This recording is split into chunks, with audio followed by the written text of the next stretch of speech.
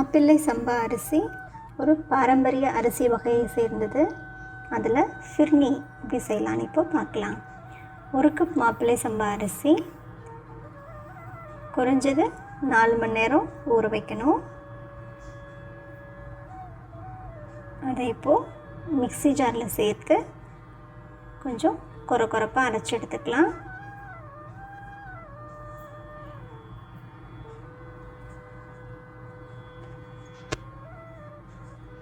ஒரு குக்கரில் 3 கப் தண்ணி 3 கப் பால் சேர்த்து பால் நல்லா கொதிக்கும்போது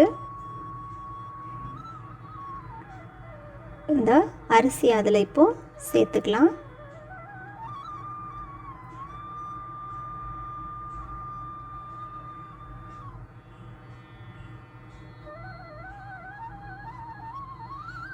குக்கர் மூடி 2 விசில் வேக வைக்கலாம். ஒரு பேனில் 1 டேபிள் ஸ்பூன் அளவுக்கு நெய் சேர்த்து நெய் உருகுனதும் கொஞ்சம் முந்திரி ஆட் பண்ணிக்கலாம்.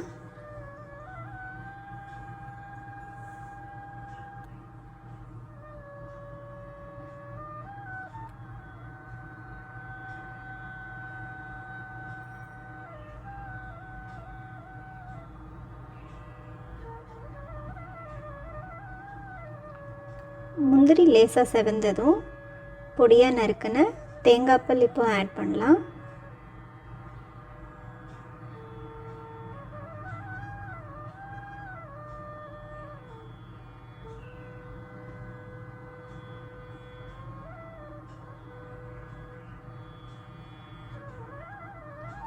தேங்காய் லேசாக செவந்ததும் தனியாக இப்போ எடுத்து வச்சுக்கலாம்.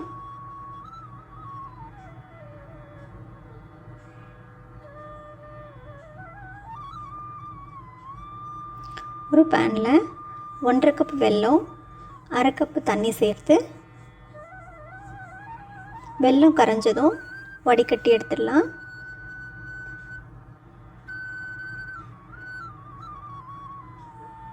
திரும்ப கொதிக்க வச்சு வெல்லம் கொஞ்சம் கெட்டியானதும்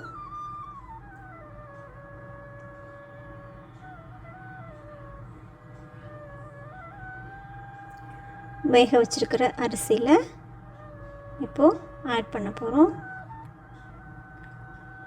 சாதம் நல்லா ரொம்ப சாஃப்டாக வெந்திருக்கு.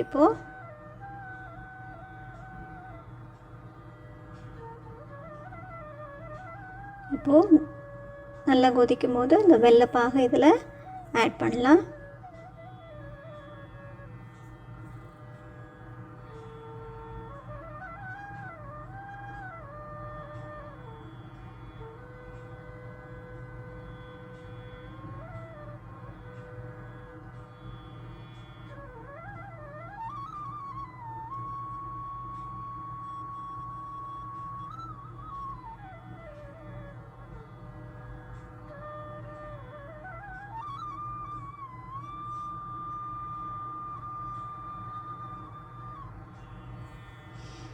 நல்லா கொதிக்கும்போது 1 டீஸ்பூன் ஏலக்காய் பொடி தூவலாம்.